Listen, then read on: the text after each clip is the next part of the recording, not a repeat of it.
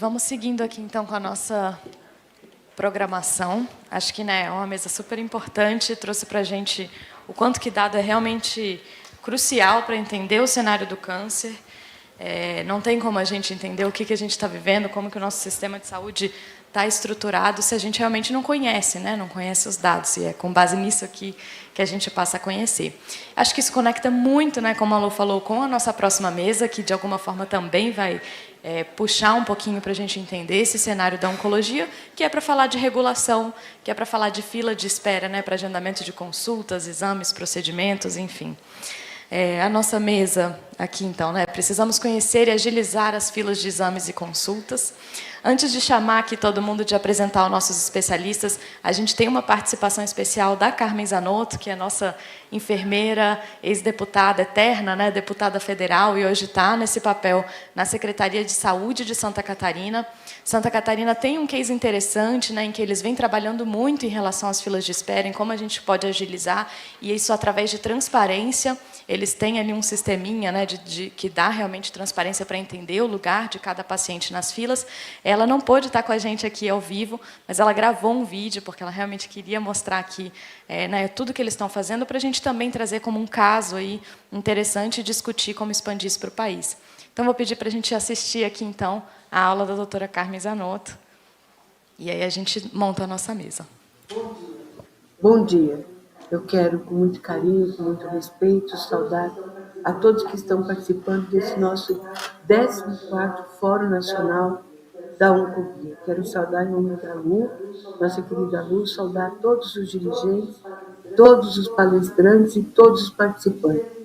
Dizer que, como deputada, como enfermeira e como secretária de Estado, eu fico muito feliz de ver os avanços e o debate se multiplicando com relação à garantia do acesso dos nossos pacientes à linha de cuidado na oncologia. Quando o governador Jorginho me convidou para vir para a Secretaria de Estado da Saúde, eu sabia que eu teria grandes desafios, mas eu vim com o propósito de, inclusive, buscar avaliar aquilo que nós propomos no Parlamento brasileiro, como a nossa Lei 12.732, de novembro de 2012, conhecida como a Lei dos 60 Dias, a nossa Lei 13.896, conhecida como a Lei dos 30 Dias, que complementa, né, a Lei 12.732 com relação ao acesso aos exames dos pacientes com casos suspeitos de câncer. E a mais recente, que é fruto do grupo de trabalho que nós tivemos da Comissão Especial na Câmara Federal, a 14.758, que é de dezembro de 23, que trata, então, do sistema de navegação. Se nós olharmos para a primeira lei, a Lei dos 60 Dias, que o texto eu apresentei em 2011, depois a nossa colega deputada Flávia apresentou em 2012, os nossos dois textos foram discutidos amplamente com o Ministério da Saúde, e naquele momento nós pedíamos 30 dias, a gente teve uma evolução de lá para cá com relação a este grande debate. A evolução foi tão grande que nós tivemos, a partir das discussões desses textos legais, o plano de expansão da radioterapia, que agora já está em fase final das primeiras 80 soluções para reduzir os vazios assistenciais. E é muito importante a gente ver a caminhada que nós estamos tendo de 2012 para cá, porque esse passou a ser um debate permanente no parlamento, com as várias comissões, com os vários deputados e deputadas e senadores que estão se agregando a este debate. Então, como parlamentar e como profissional, eu fico muito feliz.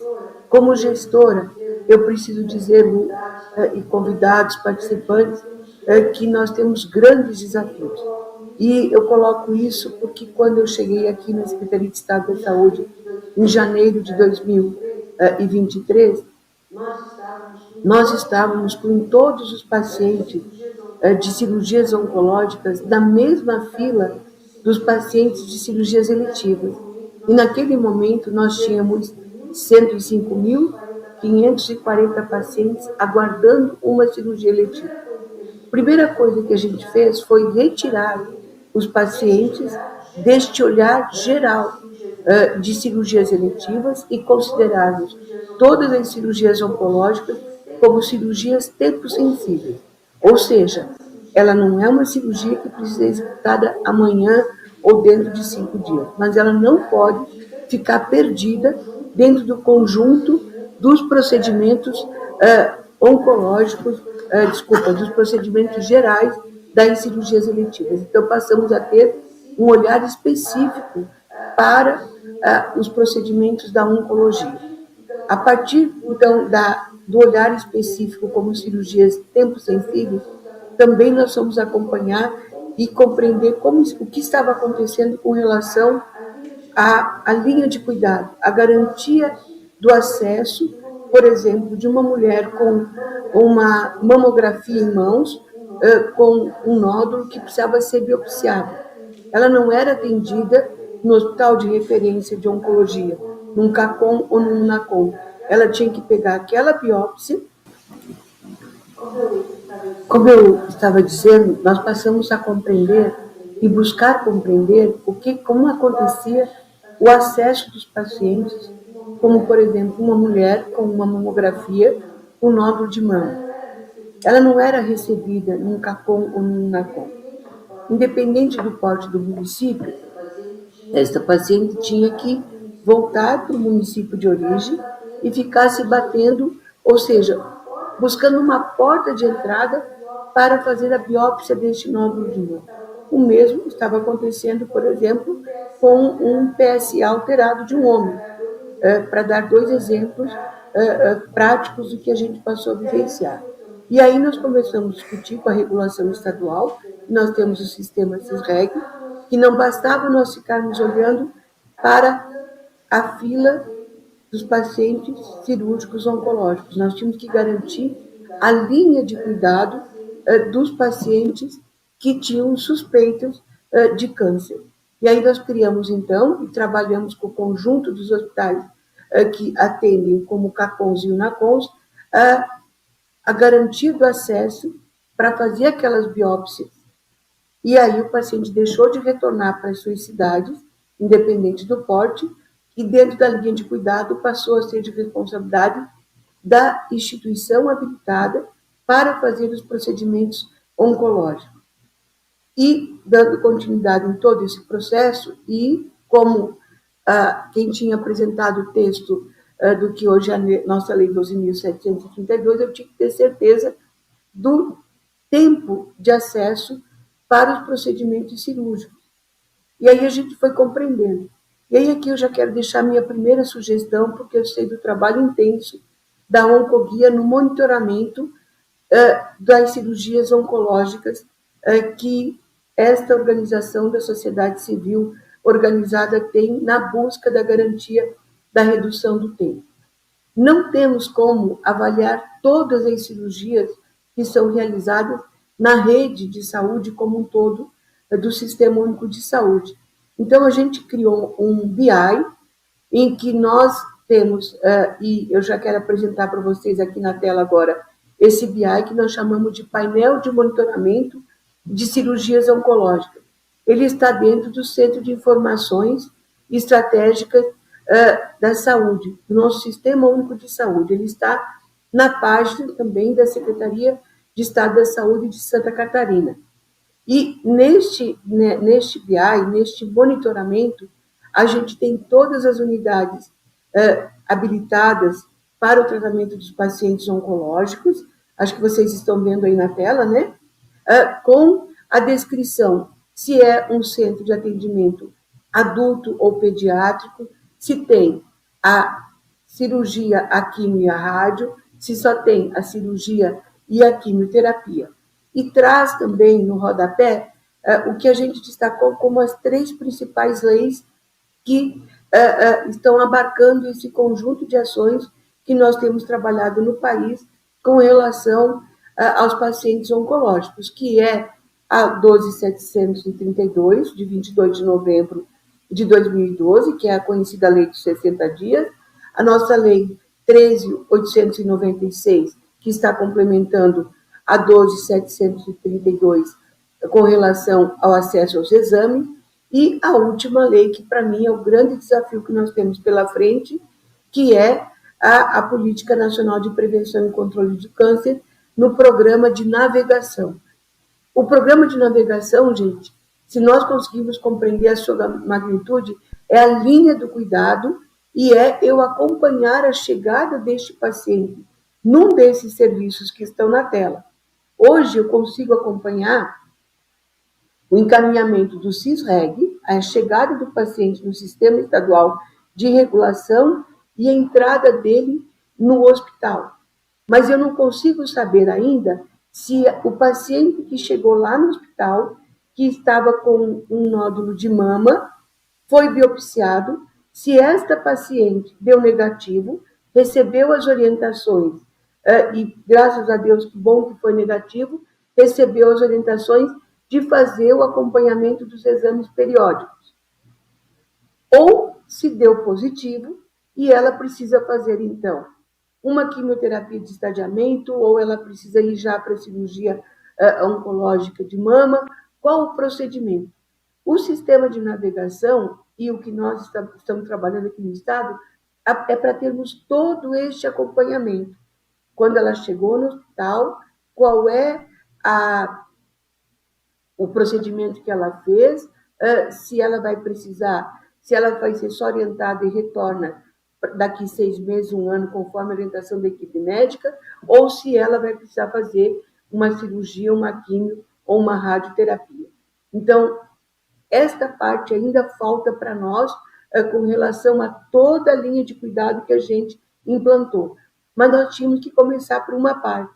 Então, a parte que hoje já está disponível e que eu já disse para a Lu, desenvolvimento de sistemas com recurso público, ele precisa ser universal, porque o Sistema Único de Saúde no Brasil, ele é universal, então a gente pode disponibilizar esse nosso painel, que é um pedaço do conjunto da navegação.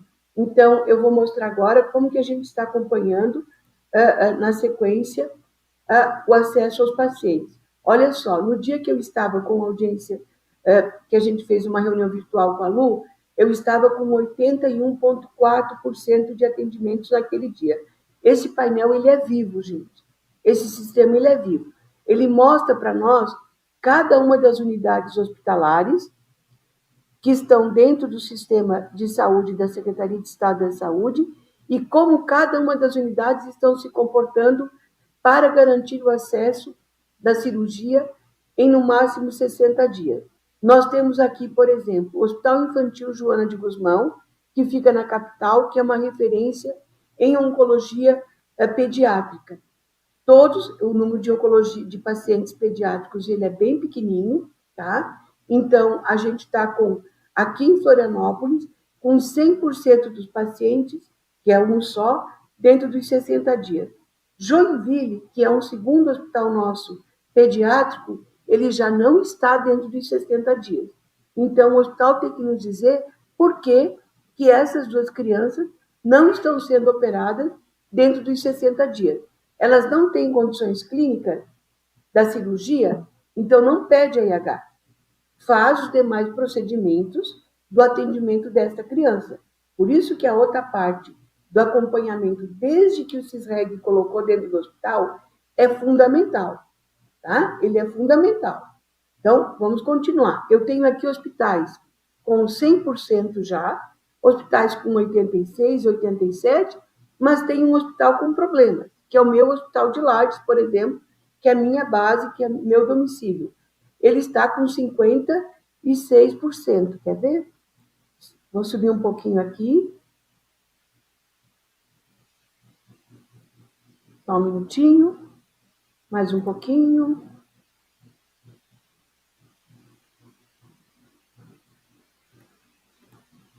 Deixa eu achar Lages aqui, gente. Só um pouquinho para mim. Olha aqui, ó. De 93 pacientes, 55 estão dentro dos 60 dias e 38 não estão dentro dos 60 dias. O que nós estamos fazendo na Secretaria de Estado da Saúde? Como esse hospital é um hospital público, nós estamos fazendo chamamento para mais oncologistas, cirurgiões, porque a gente precisa reduzir.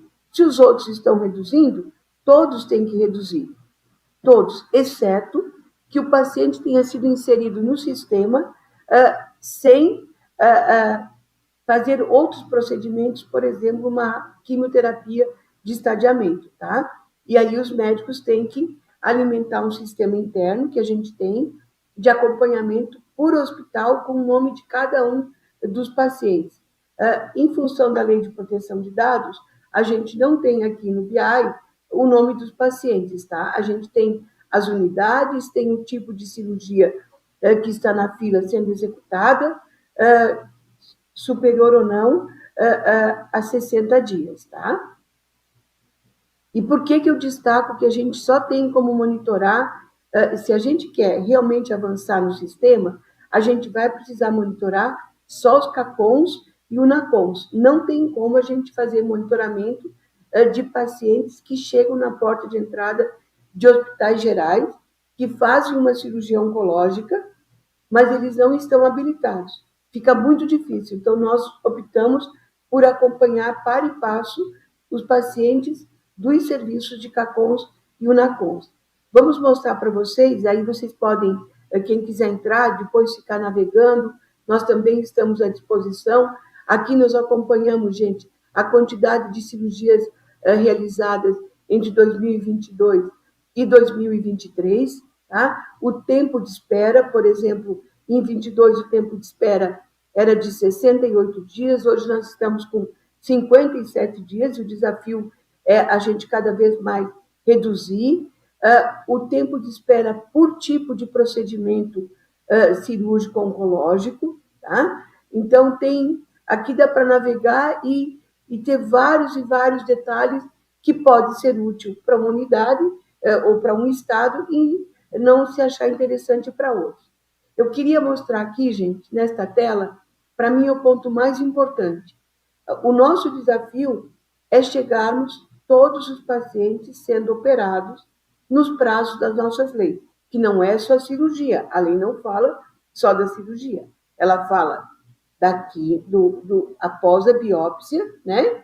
Ela ter acesso ao tratamento. E o tratamento pode ser uma cirurgia, uma quimio, uma rádio. Então, antes de nós chegarmos aqui, o tempo médio de atendimento, o conjunto dos pacientes, 48,5, vocês podem perceber aqui na tela, é a data de comparação, 30/1 de 2023, que para nós é o marco quando nós terminamos os estudos. Nesta data, nós tínhamos apenas 48,5% de pacientes sendo atendidos em até 60 dias. Neste outro gráfico paralelo aqui, que é do dia 9/5 de 2024, nós estamos com 78,8% dos pacientes sendo atendidos em até 60 dias na sua cirurgia. Na semana passada, e isso é virtual, vocês podem ver embaixo da tela, dados atualizados em 9/5, tá? Painel atualizado em 9/5, às 7h09. Tá? Então, eu posso, amanhã, chegar aqui em 79, 80, já chegamos a 81. Então, ele é dinâmico, mas mostra para nós a caminhada que nós temos ainda no acesso às cirurgias oncológicas. Assim como mostra para nós também as dificuldades de alguns serviços, como foi o exemplo que eu dei da minha cidade, da região serrana, que é um hospital que precisa ter mais cirurgiões oncológicos, mais oncologistas dentro do nosso serviço habilitado de câncer. E também nos mostra sobrecargas de outros serviços, como nós já identificamos no CEPOM em Florianópolis, no serviço de Itajaí e no serviço da Grande Joinville, que fica no Planalto Norte, que tem um contingente populacional muito grande, que nós precisamos buscar outras portas de entrada. Porque se eu estou estrangulada naquelas cidades, naquelas regiões, naqueles serviços, com 60, 70, 56 sendo atendidos dentro de 60 dias na cirurgia, isso mostra para mim que eu também tenho fila para os outros procedimentos e nós estamos trabalhando nesse sentido. Então, eu quero dizer que nós estamos à disposição na Secretaria de Estado da Saúde. Eu quero parabenizar a Oncoguia por mais essa edição, por mais este debate. Eu quero dizer que aqui tem vários dados que a gente pode olhar: número de pacientes por serviço, cirurgias realizadas por macro-região, a gente tem que tipo de cirurgia, e isso é muito importante para a gente, inclusive, saber, e quem não tem dado, gente, não consegue fazer planejamento. E no câncer é muito importante que a gente avance no planejamento das ações e serviços de saúde, em especial, sem demérito de nenhuma outra patologia, gente, porque tudo no SUS é muito, muito, muito importante, tá? A gente precisa planejar. Por exemplo, nós fizemos mais de 1.000 cirurgias no comparativo com 22 de câncer em 2023. Essa tela que está agora, que é a sexta tela, ela mostra isso. Total de cirurgias realizadas em 22 e 23. Em 22 foram 9.088 cirurgias oncológicas e em 23 nós já conseguimos avançar para 10.992. Estamos 100%? Não.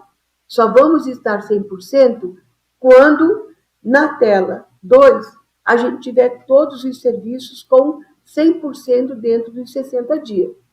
E aí eu tive que aprender uma outra questão com quem está na ponta, com quem está na porta do hospital. Porque nós estamos propondo 2 vezes a tabela do Sistema Único de Saúde para o atendimento de quem chegar aqui em 100%. Só que aí, numa reunião agora há poucos dias, há 2 semanas atrás, os médicos oncologistas começaram a me dizer: secretária Carmen, deputada, a gente precisa lhe alertar para uma situação. Nem sempre nós vamos conseguir fechar em 100%, porque o paciente oncológico ele pode mudar muito rapidamente o seu quadro. Ele está preparado para a cirurgia, está com a data da cirurgia certinha e ele tem uma intercorrência. E a gente tem que cancelar o procedimento cirúrgico, esperar o paciente estabilizar, para que a gente possa, então, dar prosseguimento no seu tratamento. Então, o que nós estamos pensando também para garantir aquilo que nós nos propusemos, que é, olha só, Joinville, a gente tem problemas sérios que a gente precisa enfrentar, assim como, repito, na minha cidade, na minha região. Segundo ele, será muito difícil todos os serviços chegarem em 100%, então, como eu dizia, em função da sua alteração do quadro clínico. Então, nós já estamos estudando de 95 ou mais recebe 2 tabelas da cirurgia oncológica, ou 97% ou mais recebe 2 tabelas. Com isso, gente, a gente melhorando o financiamento, também a gente consegue garantir melhor o acesso. Não significa que o acesso se dá pelo pagamento, mas todos nós sabemos as dificuldades, mesmo dos procedimentos de alto custo, como é o caso da oncologia, para as unidades hospitalares fazer frente aos custos do Sistema Único de Saúde. Era isso que nós queríamos apresentá-lo. Tomara que, mesmo de forma virtual, que eu vou estar com vocês, e nem de forma virtual presencial, mas com esse vídeo, eu possa ter esclarecido vocês, e a gente está à disposição para aqueles que compreenderem, e até faço um pedido, certo? Porque nós estamos falando de compartilhamento de informações e busca de soluções. Então, se alguém já tem um BI que esteja monitorando a entrada do paciente num CACOM, num NACOM, e a linha de cuidado lá dentro, e a gente puder trocar experiências, nós gostaríamos muito, porque nós estamos, neste momento, desenvolvendo os BIs da integralidade da assistência. Eu tenho um pedacinho, né? Se vocês não têm esse pedacinho, a gente também coloca à disposição, porque isso é muito importante para a gente regular e compreender os avanços que nós estamos tendo, mas também admitir as fragilidades que a gente tem ainda na garantia do cumprimento dos textos legais aprovados, e esses textos só foram aprovados porque nós tivemos a participação de todas as entidades que apoiam os pacientes e querem, sim, o melhor atendimento no menor tempo possível, porque quem tem câncer não pode esperar. Então, muito obrigada, um beijo grande a todos e todas.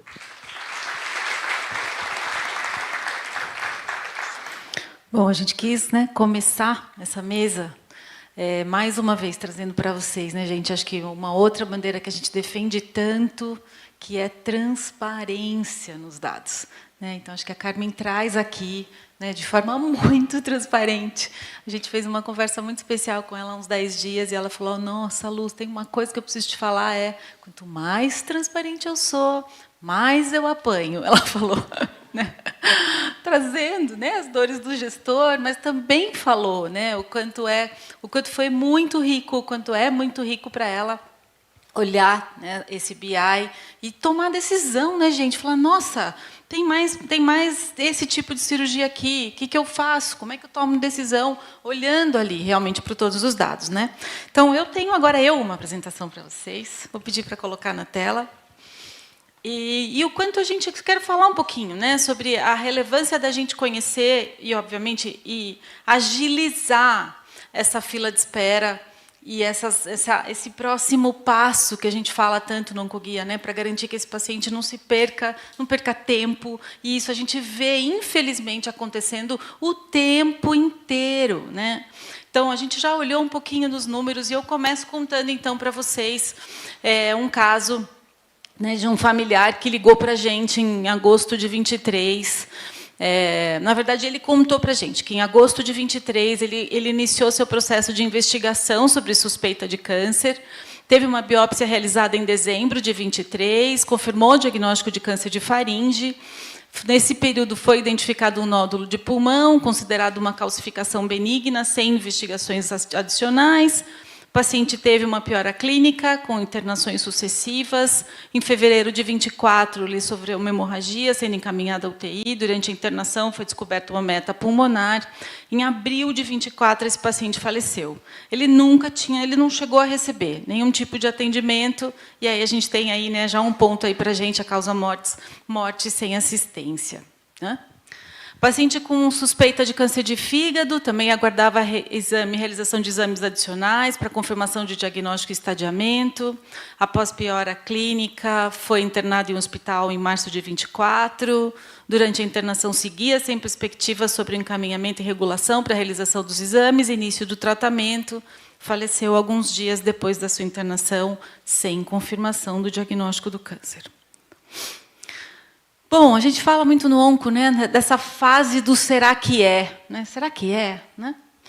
E aí, óbvio, né, gente, após início de sintoma, suspeita do câncer, a gente está vendo quanto esse paciente está enfrentando uma série de obstáculos para conseguir realizar os exames, muitas vezes a consulta necessária para confirmar o diagnóstico, o estadiamento, o que a gente escuta, né, uma demora excessiva para a realização dos exames. E aqui a gente fala já de uma lei que a gente tem comentado tanto aqui, que é a lei dos 30 dias, que é completamente, né, super difícil de ser cumprida na prática. E vamos lembrar, né, gente, essa é a fase crucial para garantir diagnóstico precoce.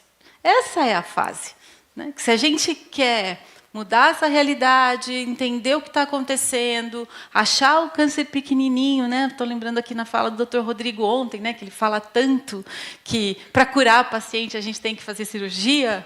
É isso, né? É nessa fase que a gente deveria estar colocando muitos esforços para, se eu tenho uma mamografia alterada, quem está olhando, né, para a mamografia alterada e me tirando da fila e agilizando uma consulta com o masto, agilizando a biópsia, para a gente fazer rapidinho essa fase.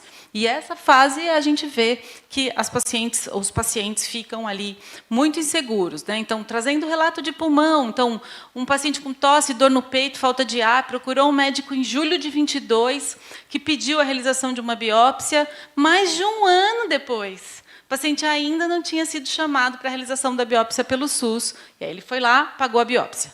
Um paciente de câncer de próstata diagnosticado há 6 meses, paciente também aguardava exames adicionais para a realização do estadiamento de câncer, mas aguardava também a consulta com o oncologista.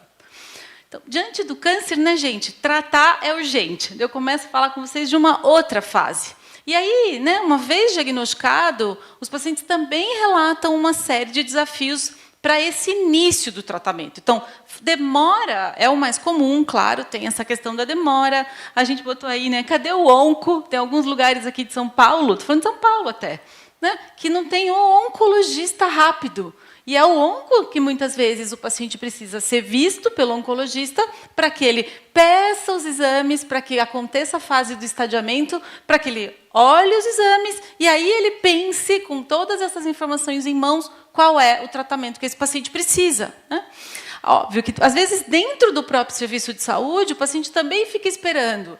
A gente já ouviu relato, por exemplo, do paciente que precisa ir para a cirurgia, que ele não consegue ir para a cirurgia porque não tem cardiologista para avaliar ele, né, Segala? Né? E precisa passar pelo cardio antes de fazer uma cirurgia. E além do que, né, gente, todas essas informações que eu estou falando aqui, não tem onde o paciente pegar o telefone e falar: oi, né, o que está acontecendo com o meu caso? Né? Ele fica em casa, falo para ele, ó, fique aí em casa esperando que daqui a pouco alguém vai te avisar. Né? Tem mais essa também. Cadê meu coisinho aqui? Mais relato, né? Então, paciente de rim, mais de 4 meses após o diagnóstico, o paciente seguia aguardando o agendamento para a realização da sua cirurgia.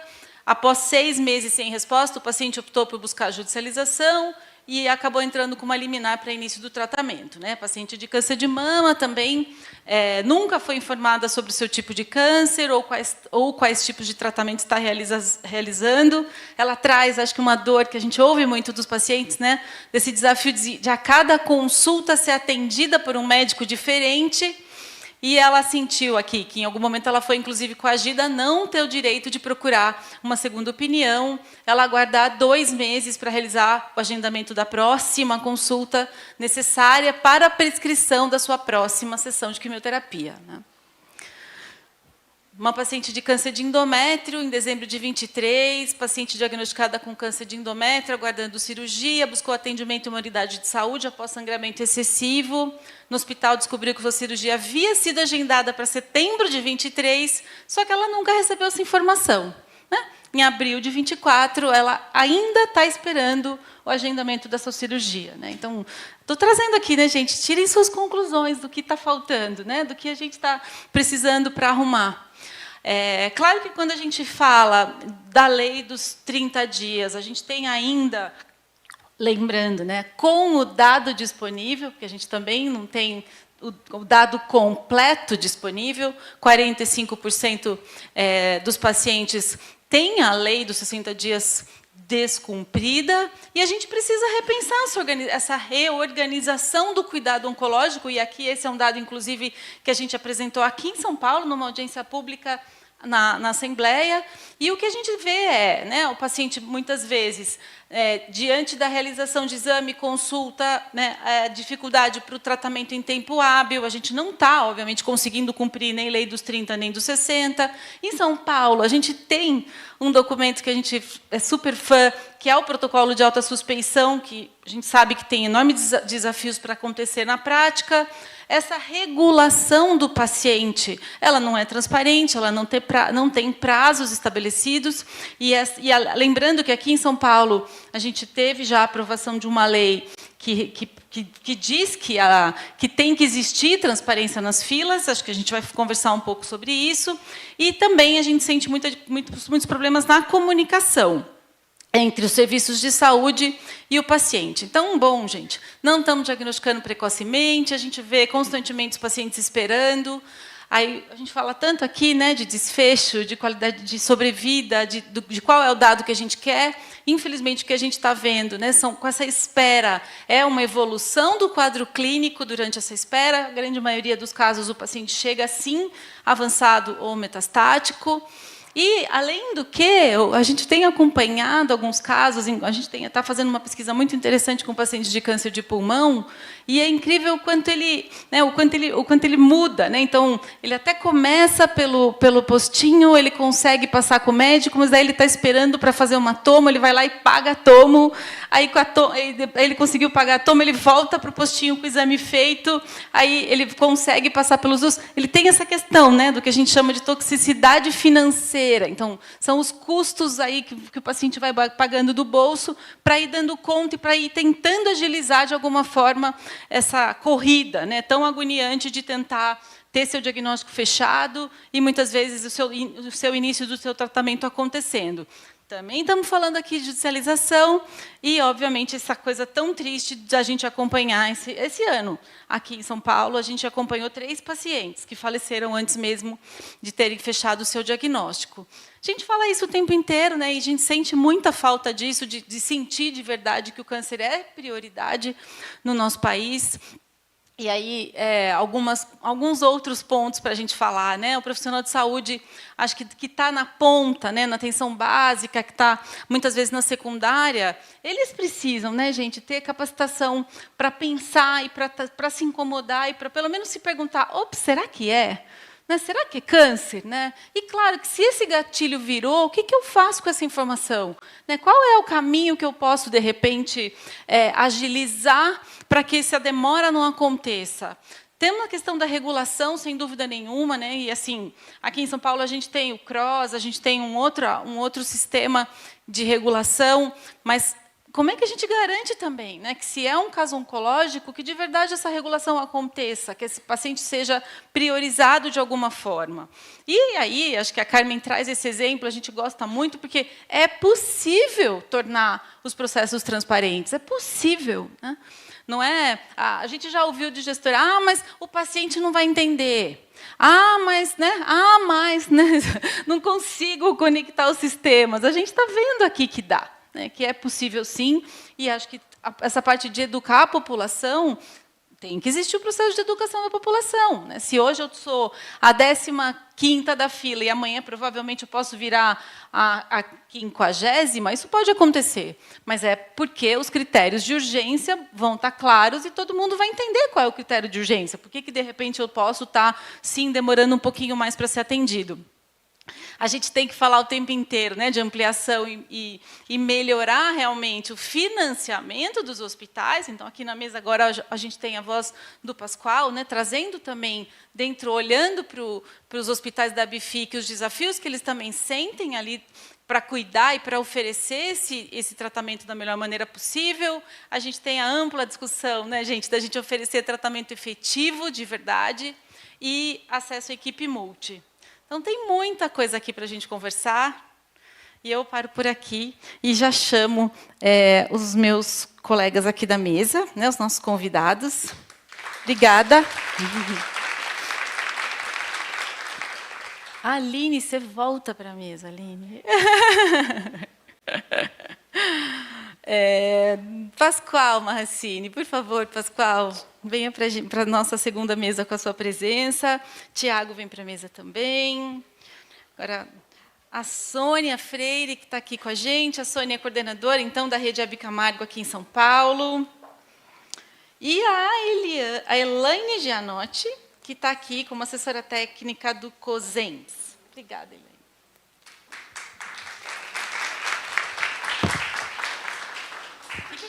Pode ficar aqui. Vamos começar com você, Sônia? Vem para cá, pode vir aqui. Acho que o passador está aqui. Acho que eu recomendo que você venha aqui. Está um pouquinho menos problema com o passador. Tem um apontador? Tem, está aqui. Eu que passo ou eles que passam? Pode passar, se quiser. Você vai para frente aqui. Esse eu estava usando agora, estava tudo bem. Primeiro, bom dia a todas. Né? Obrigada pelo convite, Luciana. Eu venho representar a Secretaria Estadual de Saúde de São Paulo, em nome da doutora Priscila, que é a secretária executiva, né?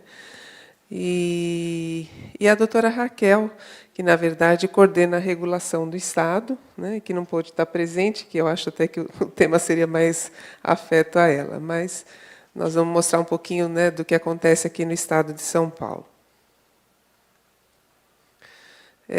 Só rapidamente, né, um mapinha aí do Estado, a divisão por redes regionais de atenção à saúde, que a gente, até março desse ano, nós tínhamos 17, e nós tivemos uma modificação recente aí, nós passamos para 18 RAS. Onde que eu aponto, Luciana? Não, só para apontar. Aqui? Ah, não. Não.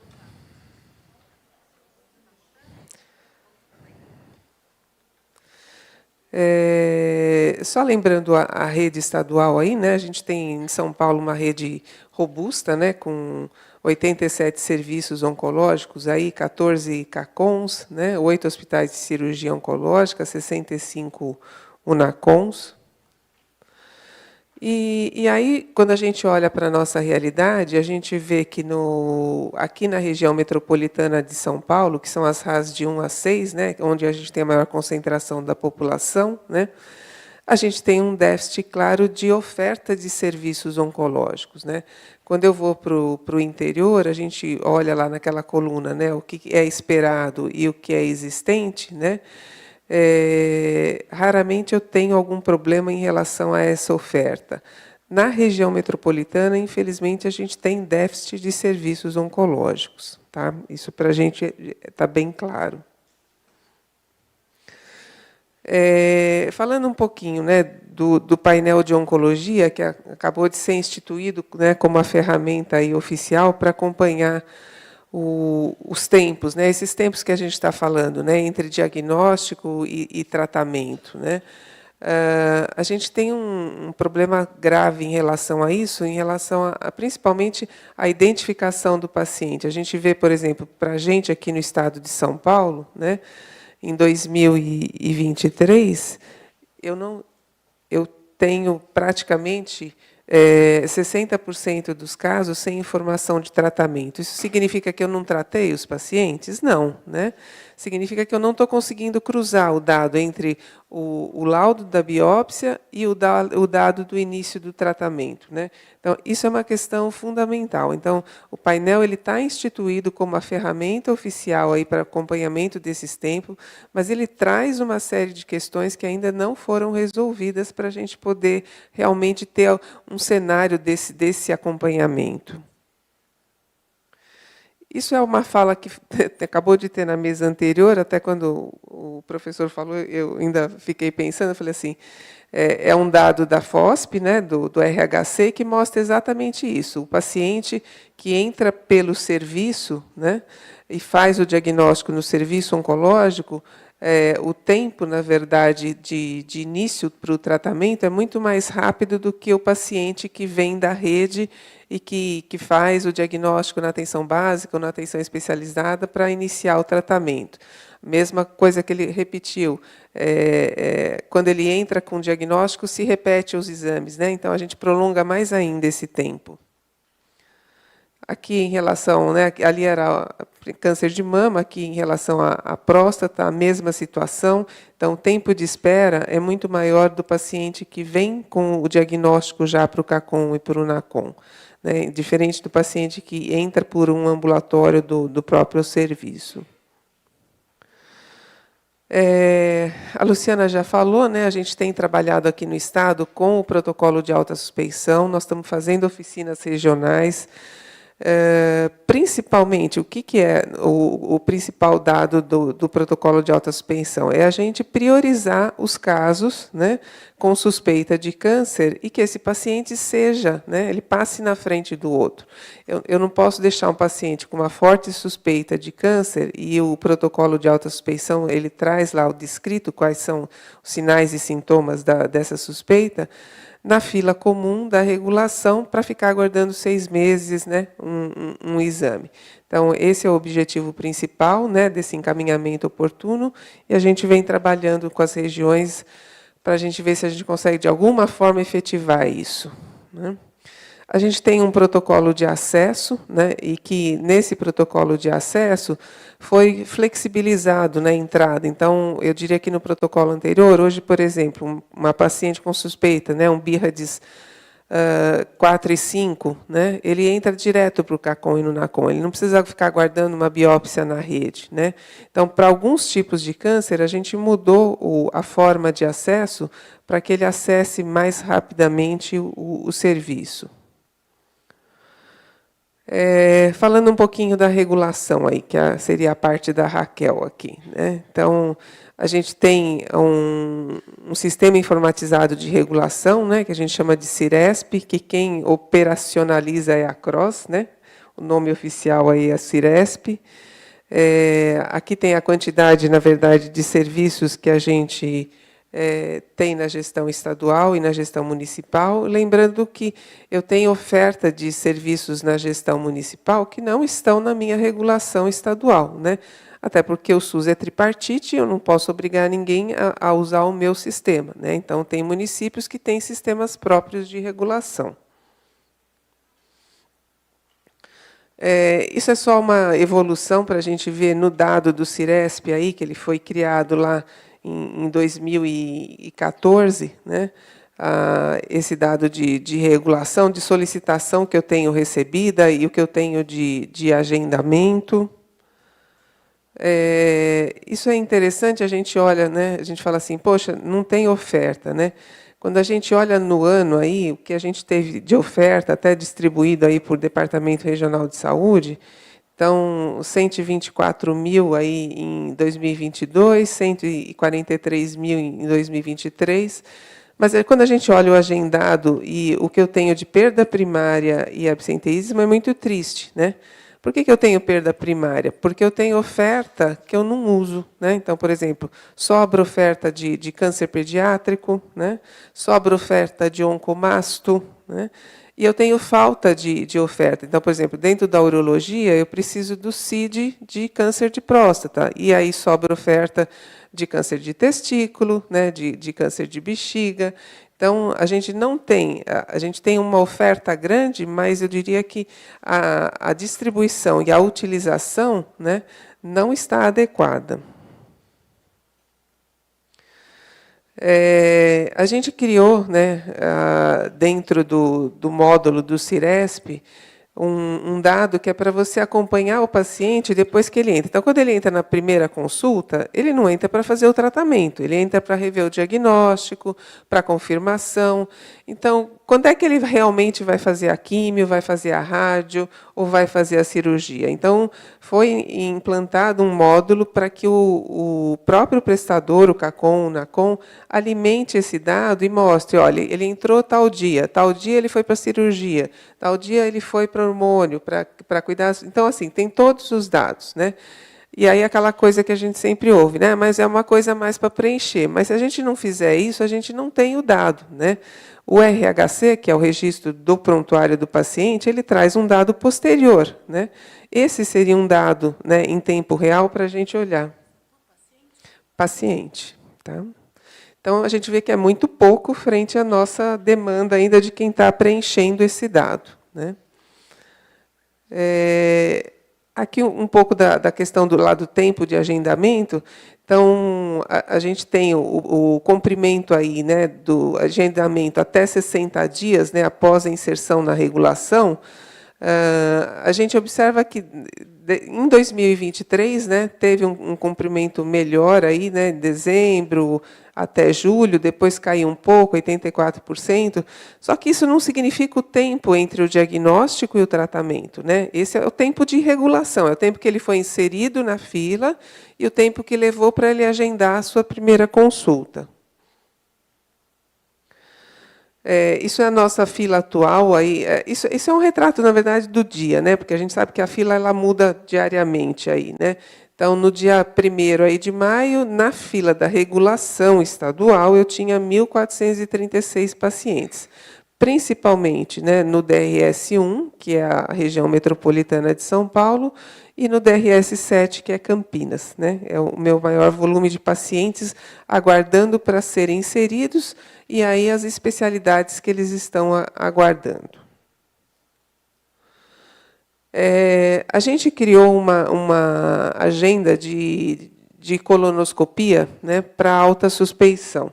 Então, isso fica concentrado lá no Ciresp. Então, todo paciente que tem uma suspeita de câncer de colo, uma anemia, emagrecimento, sangue oculto nas fezes, ele pode ser agendado, né, via essa central de colonoscopia para alta suspeição, né? O que a gente vê é um número muito grande de que a gente chama de não pertinentes, né? Então, o paciente ou não tem os critérios, né, para fazer, ou, às vezes, a questão da idade pega muito, né, porque a gente tem uma baixa oferta de colonoscopia, então, às vezes, o paciente é maior de 70 anos, precisa de um exame, né, sob internação. Então, a gente vê que ainda não está, né, da forma como deveria ser adequado, mas é uma oferta diferenciada no caso da suspeita de câncer de colo retal. Nós começamos no ano passado a regulação do transplante de medula óssea, isso foi um grande desafio, né? Nós já temos aí vários hospitais que estão ofertando, né, no Ciresp, a vaga para transplante de medula óssea. Tem hospitais que também ainda não estão ofertando, né? Aqui é só um cenário de quem faz transplante de medula óssea no estado de São Paulo. E os nossos grandes desafios aí, né? Então, diminuir o tempo de espera entre a suspeita e o diagnóstico, né? Então, investir no protocolo de alta suspeição, a regulação de todos os serviços que realizam o transplante, né? A utilização plena da agenda regulada aí de colonoscopia, né? O fato do déficit de serviços oncológicos aí na região metropolitana, né? A lei que a Luciana citou, né, da transparência nas filas, em que eles estão trabalhando exatamente agora para ver como coloca isso na prática, né? A questão da regulação única, que eu falei que é um complicador, porque a gente não tem uma regulação, uma fila única na oncologia. E a questão da navegação dos pacientes, que vai fazer toda a diferença a partir do momento que realmente a gente tiver isso funcionando. É isso. Obrigada. Obrigada, senhora.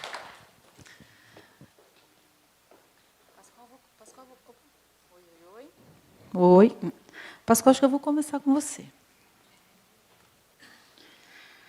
Fala um pouco, né, acho que do lugar que o paciente tanto espera chegar, né? Quer conseguir passar por tudo isso, depois do susto, né, de receber o diagnóstico, de chegar num hospital e, ufa, vou começar meu tratamento. Como é que é para você, assim, né, essa falta de transparência na fila? Você sabe, não sabe, que paciente vem para você? Fala um pouco do teu lugar. Bom, primeiro eu vou pegar um pouquinho aqui do que o Segala falou da desorganização, quando ele citou Araçatuba, né?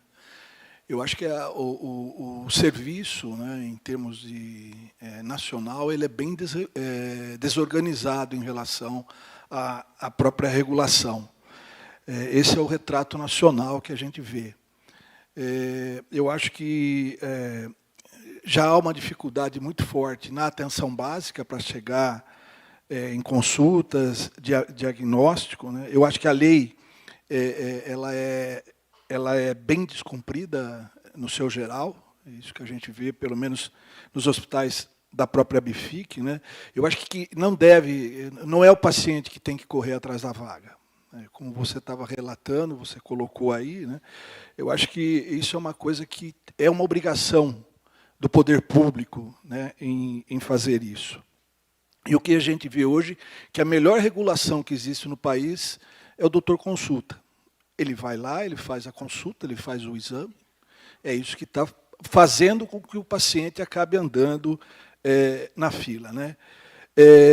O que eu percebo é assim, a minha impressão é que as vagas disponíveis pelos prestadores que a gente faz individualmente, e aqui eu faço uma ressalva, porque eu acho que nós temos, quando a doutora Sônia colocou ali da falta de serviços na DRS de São Paulo, né, eu vejo que não é bem falta de serviço. É falta que nós, enquanto hospitais, e cito o caso do Arnaldo Vieira de Carvalho, ele tem capacidade de fazer mais, mas ele não pode, porque ele está restrito a um teto. E aqui também vai um problema. Em abril do ano passado, num dos nossos fóruns da BIFIC, o então secretário de Saúde, Dr. Elvésio, ele prometeu e cumpriu. Ele reajustou o teto de vários estados do Brasil. Mas, infelizmente, os gestores não cumpriram com o repasse desse teto para os hospitais. São Paulo ainda aguarda. A gente começou a receber teto em outubro, até agora não. Para você ter uma ideia, o Arnaldo Verde de Carvalho fez 8 cirurgias no mês de dezembro. 8. O que é o teto, Pascoal? O que é o teto? É aquilo que nós somos limitados em ofertar para o gestor.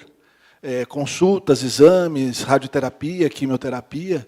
Você tem vaga, né? Assim, para câncer de pulmão, você pode receber 50 pacientes por mês. É mais ou menos assim. No nosso contrato lá, a gente tem capacidade para chegar a 500 consultas novas por mês. Mas estamos ofertando 230. Por quê? A gente está limitado a um teto. Sim. Vê se é isso, Pascoal. Você tem capacidade de fazer 500 consultas. Mas eles só vão te pagar 200 consultas. Perfeito. Se eles te pagassem 300 consultas, você conseguiria fazer 300, 400 ou até 500. Só que o teto que você fala é o teto que eles estão dispostos a te pagar. Só que, assim, o que eu falo, já houve um incremento de teto para melhoria disso aí para os estados, né? Não vou falar só especificamente do estado de São Paulo, mas no Brasil, e eu sei que não foi repassado para os hospitais. Não é possível um hospital que o Arnaldo Vieira, que faz 350 cirurgias por mês, fazer 8. Por quê? Porque já tinha lá a IHs autorizadas, que já tinha sido realizada, e vinha vindo, a gente estava lá com quase um déficit de 1 milhão por mês guardado de cirurgias, porque não dava para apresentar, porque se você apresenta, você acaba perdendo isso. Então, esse é um grande gargalo que eu vejo, né?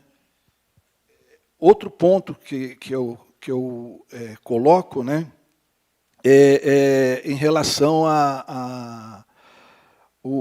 eu acho que os serviços credenciados eles têm que estar em consonância com a atenção básica para facilitar e agilizar, né, talvez esse encaminhamento, né. Fiquei muito feliz com o sistema apresentado aí de Santa Catarina, né. Então, o que eu vejo é assim, nós precisamos melhorar.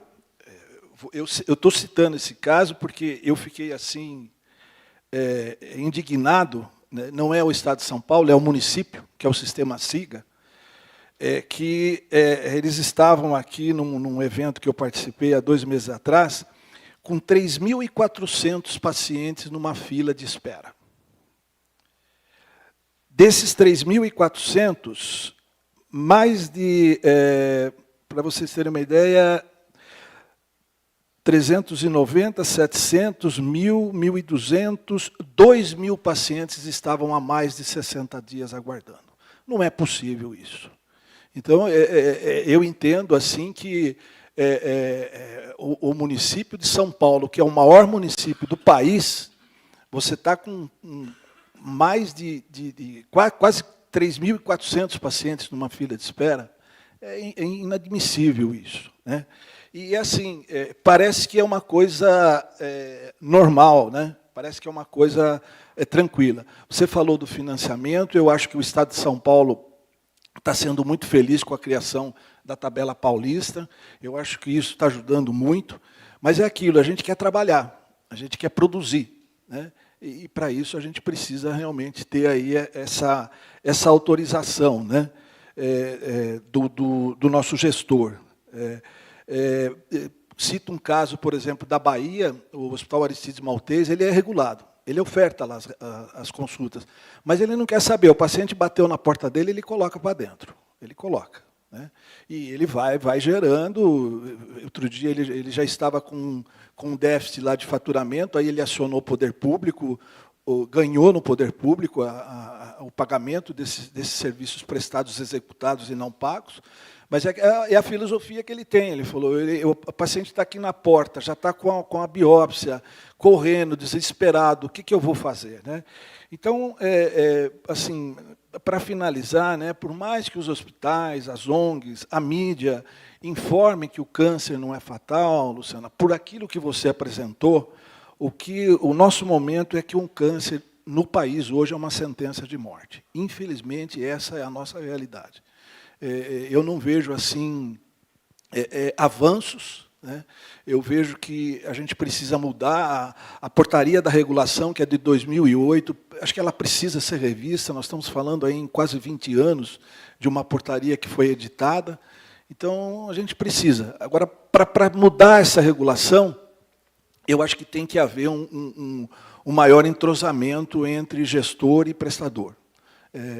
Aquilo que eu falo, a gente quer trabalhar os nossos serviços, e eu vejo, hoje, a ABFIC ela representa 30% do atendimento ao SUS no país, para os pacientes do SUS, a gente tem condição de fazer mais. Agora precisa que realmente o gestor, né, nos dê condição para que a gente possa executar mais trabalho e atender melhor essa população. Você tem pergunta daí? Não, então vou fazer uma rodada aqui. Aline, como é que a nossa conversa aqui, né, se conecta com, acho que a política, o federal, Sim, o que vocês estão discutindo? Então, esse é um problema real, né, que a gente sabe da existência. Eu até tenho uma boa notícia que eu estava olhando aqui, que eu recebi, não tinha visto, que a Secretaria de Atenção Especializada, na lógica também, que foi lançada uma política de atenção especializada, porque, como você falou, Luciana, essa questão do acesso ao oncologista para uma primeira consulta e ao acesso aos outros especialistas por conta de uma necessidade aí do quadro do paciente é um gargalo, né? E assim, é um gargalo que, inclusive, também transpassa outro gargalo que a gente tem, que é a questão da disponibilidade de exames, né?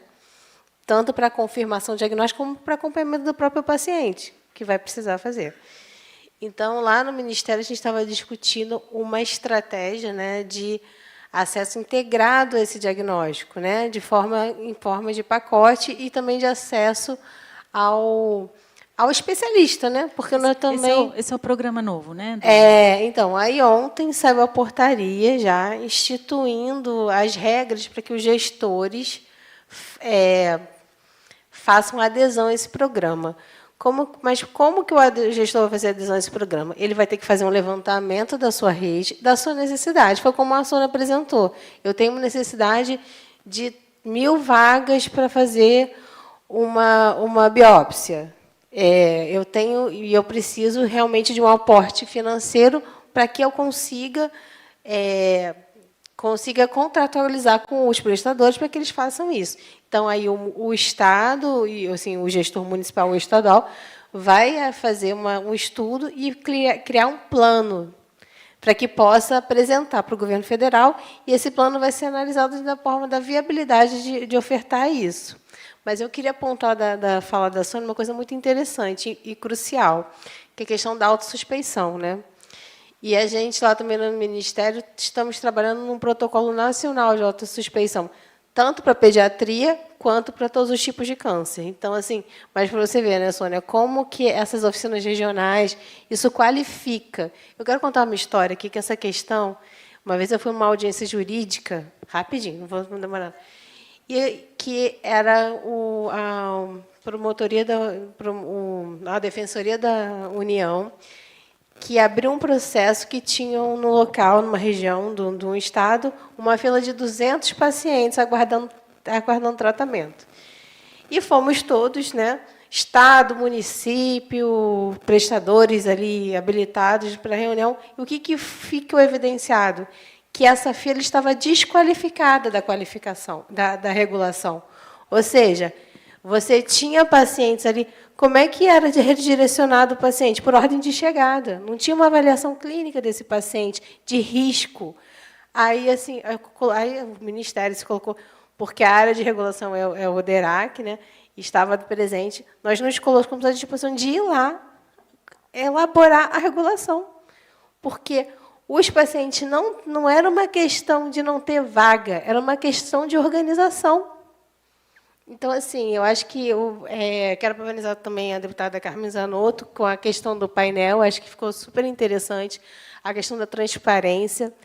E a Sônia também trouxe os dados do painel de oncologia da Lei de 60 dias de monitoramento, que é um painel que é público, qualquer cidadão tem acesso, tem dados de todos os estados, e você também pode verificar por data, está no Tabnet, que é no site do DataSUS, e é muito interessante, porque a gente trabalha com essa transparência de todos os estados, ou seja, você pode ver ali essa classificação que a deputada Carmen trouxe por cirurgia, você pode ver também por outros tratamentos nacionais. Então, assim, é bem interessante, porque vocês têm aí podem estar empoderados também dessa informação e trazer para a discussão também. Mas é isso aqui. Isso. Gente, pergunta de vocês, pode mandar, tá? Elaine, você está aqui representando os municípios, né, Elaine? Então, como é que acontece essa história, né, da cidade com o Estado? Conversa, não conversa? Né? O paciente está na cidade, né? É na cidade que ele recebe o diagnóstico do câncer, né? É na cidade e o vínculo dele é com o município, né? Bom, primeiro queria agradecer o convite em nome do Dr. Geraldo Repli, que é o presidente da nossa entidade, que é o Conselho de Secretários Municipais de Saúde. Eu sou Elaine Gianotti, sou assessora técnica dessa instituição. Obrigada aí por essa oportunidade de poder estar debatendo. Cheguei já na primeira mesa, já aprendi bastante. Acho que foi bem bacana essa iniciativa de vocês. Vamos começar falando de filas, né? Acho que, primeiro, a fila em si, ela não é um problema. A fila é um jeito de organizar a demanda, né?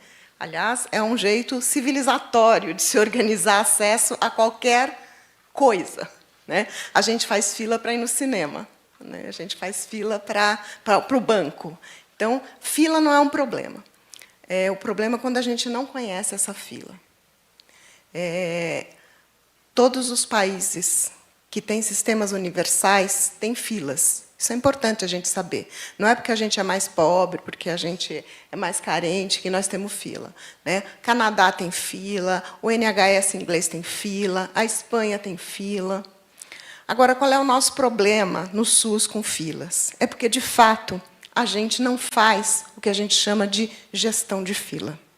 Nós não temos gestão, com várias honrosas exceções que viram case e que se apresentam em congresso, mas, no geral, a gente não faz essa gestão das filas, né? E aí eu vou falar um pouquinho sobre isso. O que é fazer gestão de fila? Como é que é conhecer, de fato, a necessidade daquele nome que está na tela de um computador ou que está numa planilha Excel, né? Então, eu queria falar de 4 aspectos sobre fazer essa gestão de fila. Primeiro, como é que o cidadão chega na fila? Como é que eu insiro? Quem insere essa pessoa na fila? Para quê? Com que critério? A gente sabe que a gente tem filas com números exagerados de pessoas que nem sempre estão necessitando, de fato, daquele serviço. Estou falando em geral, eu não estou falando especificamente. Obviamente, o paciente está com diagnóstico de câncer, né? Mas a gente sabe, se for pegar as nossas filas de tomografia, de ressonância magnética, quantos pacientes estão nessa fila e, de fato, precisam, né? Quantas que a indicação é por uma cefaleia a esclarecer? Então, se debruçar sobre isso. Que critério que eu estou usando para colocar esse paciente? Eu estou usando, de fato, critérios de classificação de risco, né? Nesse sentido, na questão do câncer especificamente, vocês falaram aqui, Sônia falou, né, do protocolo de alta suspeição. Só para quem tiver curiosidade, trouxe minha cola. É a deliberação CIB, é uma deliberação da Comissão Intergestores Bipartite, que é a número 53, ela foi publicada em 28 de maio de 2021. Que serve exatamente para isso. É um jeito de classificar risco para os pacientes que estão com uma forte suspeita de câncer. Eu não misturar nessa fila de ressonância magnética, que tem de tudo, né? Todo especialista pede uma ressonância magnética, e não necessariamente por uma suspeita de câncer, né? Como é que a gente pinça esse paciente que tem uma forte suspeita para, de fato, ele estar lá com uma classificação de risco vermelha, ou se é 1, 2, 3, que seja a classificação 1, com a classificação que a gente quiser. A Secretaria de Estado de São Paulo ela fez um pouco isso para a colonoscopia, né? Que, na verdade, Não é que ela classificou o risco, né? Ela fez uma fila à parte, né? E regula centralmente a colonoscopia. Mas é necessário você fazer isso para tudo que todas essas filas. Você tem que identificar risco das pessoas que estão lá para poder não fazer um agendamento somente com base na ordem cronológica, mas, de fato, que é o que a gente fala que diferencia uma central de regulação de uma central de vagas. Então, essa questão de como é que eu entro na fila. A outra questão é, e enquanto eu estou na fila? Que é o segundo aspecto. O que eu faço? Fila não é um serviço de saúde. Né? O paciente que está na fila, os serviços de saúde não deixam de se responsabilizar, ou não deveriam se deixar de responsabilizar por esse paciente, porque ele está aguardando um exame, uma consulta ou um tratamento. Ele continua sendo de algum serviço, ou, melhor, ele continua sendo responsabilidade compartilhada.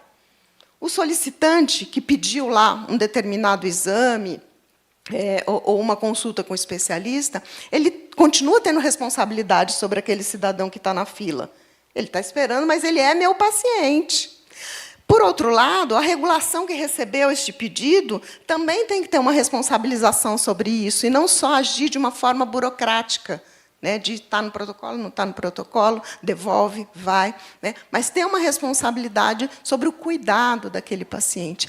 E os estabelecimentos executantes também têm uma responsabilidade compartilhada. E a gente tem estratégias de matriciamento, teleconsulta, teleconsultoria, de forma que você possa fazer uma responsabilidade compartilhada por aquele doente que está na fila, aquele paciente que está na fila, enquanto ele não tem acesso, né, àquela vaga, seja para o exame, seja para a consulta. A gente... Hoje, no Estado de São Paulo, eu trouxe alguns números para complementar os da Sônia.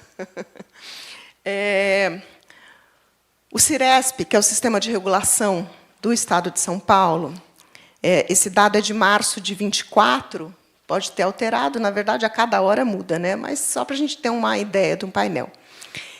Ele tinha, em março de 2024, 4,5 milhões de pessoas no seu CDR, que é o cadastro de demanda por recurso, que é a famosa lista de espera. 4,5 milhões de pessoas. Dessas 4,5 milhões, mais de 300 mil estavam entre 2007 e 2019. 2007 e 2019. Se era pediatria, já virou clínica médica, né? Esses anos todos. Cerca de 1.200.000 pessoas estão nessa fila. Elas entraram nessa fila entre 2020 e 2022. Cerca de 2 milhões entraram em 2023. E 1 milhão entrou em 2024. Essa é somada a mais ou menos os 4,5 milhões que estão nessa fila. Mais de 80% dessa fila estão aguardando consultas e exames. Não saíram da fila. Esses 4,5 milhões? Sim.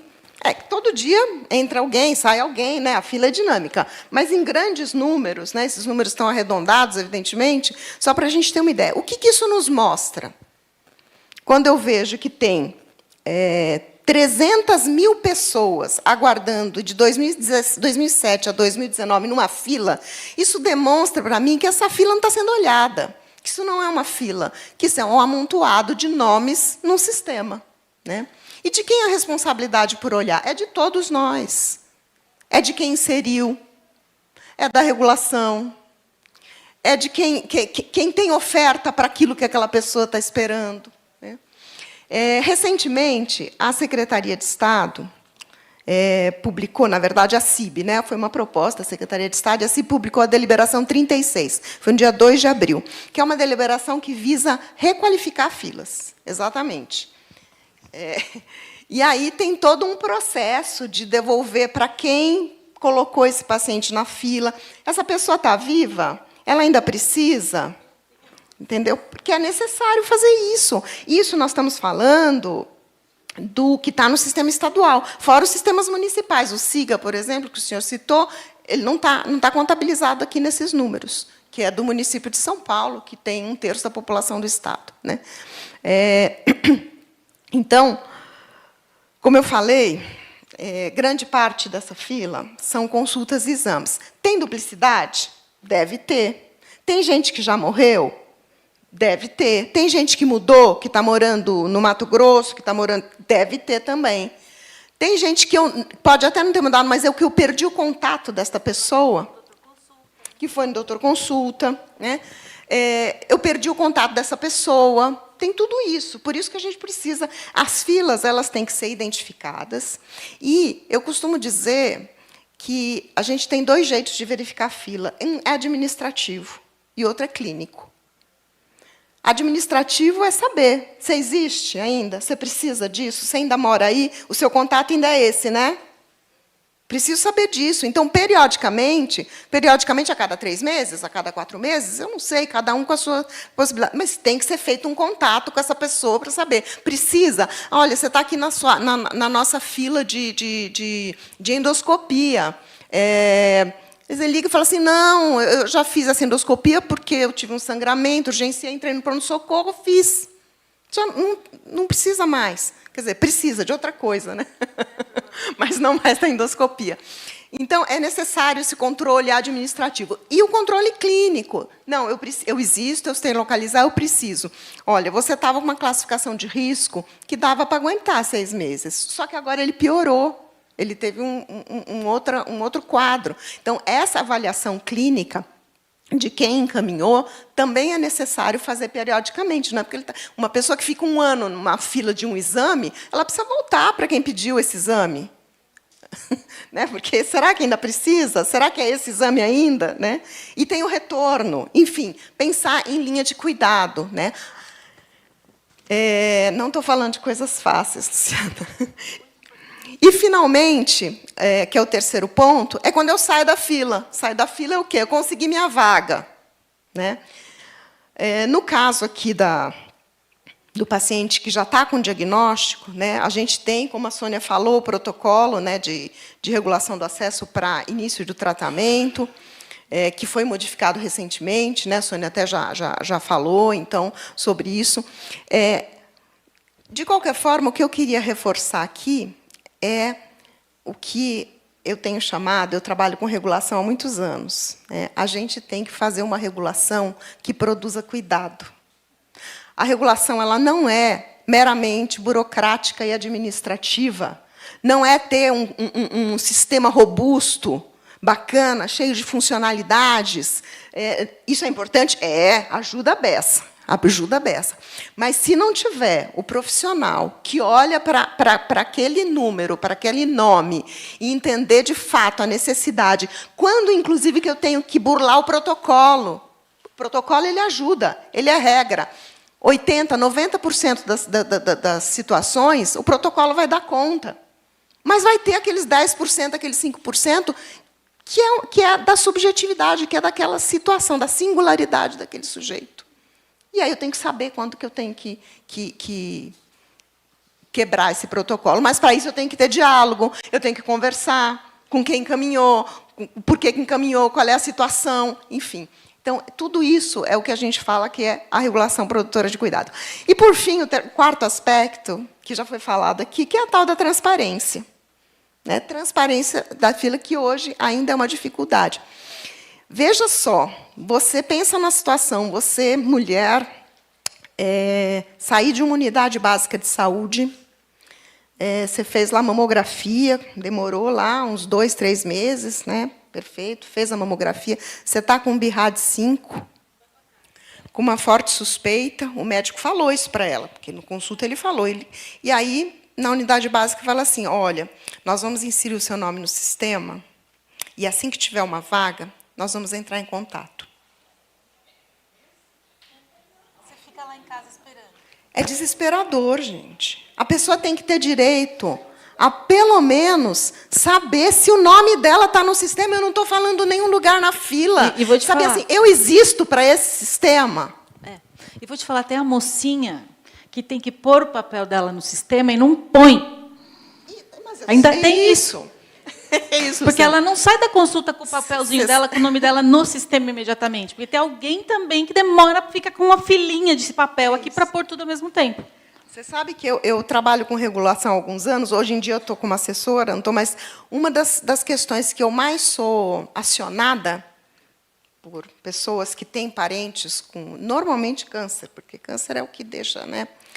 É assim, não estou pedindo para me passar na frente, mas só pede para ver se meu nome tá lá, se eu existo para esse sistema.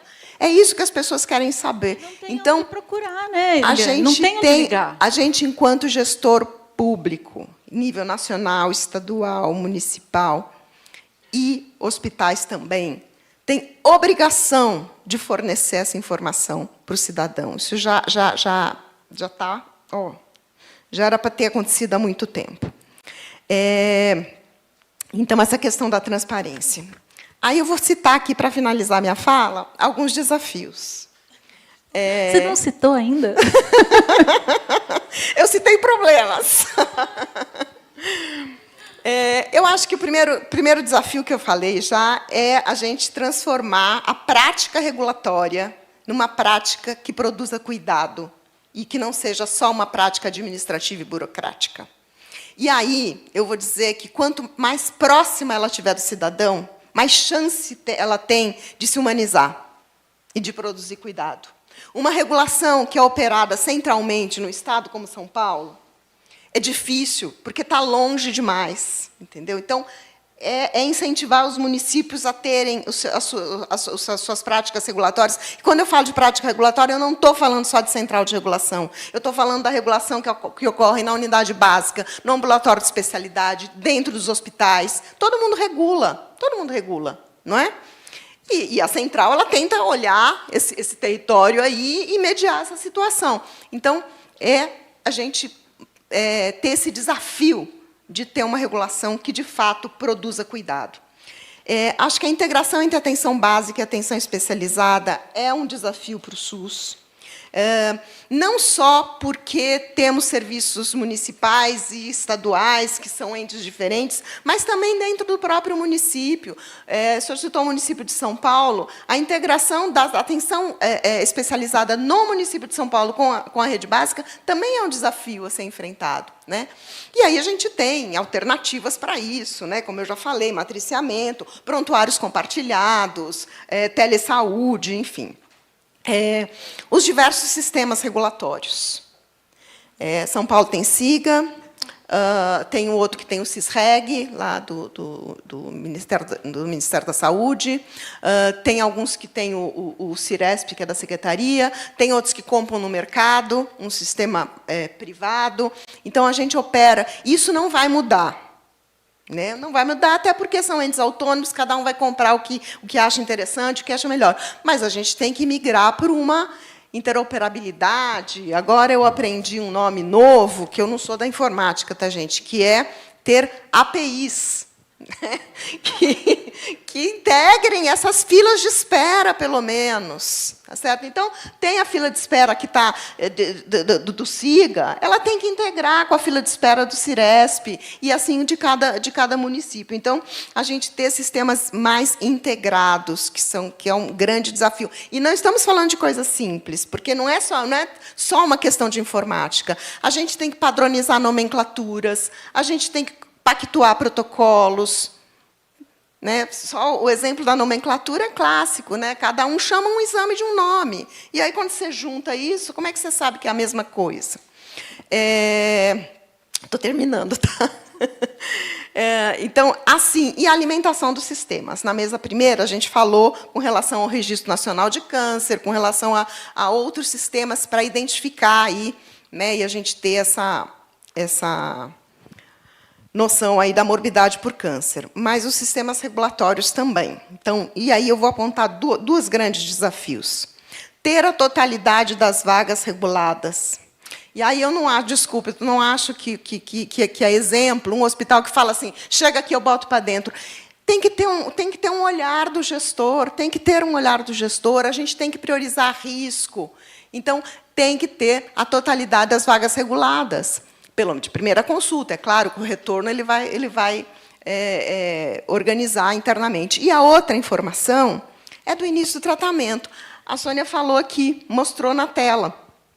o Ciresp do Estado de São Paulo tem a possibilidade do executante colocar lá que ele iniciou o tratamento. Só que ninguém informa. Então, hoje, a gente, de fato, não tem a informação do tempo que as pessoas estão aguardando para iniciar tratamento. No Estado de São Paulo, nós não temos essa informação fidedigna. A informação de quando foi pedido para a primeira consulta, a gente até tem. E os dados não são tão ruins, né?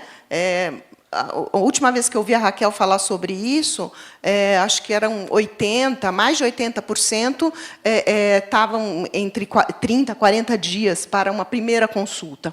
O problema é que, depois que ele entra no serviço, ele fica numa fila interna e ninguém sabe quanto tempo essa pessoa está esperando para iniciar o tratamento.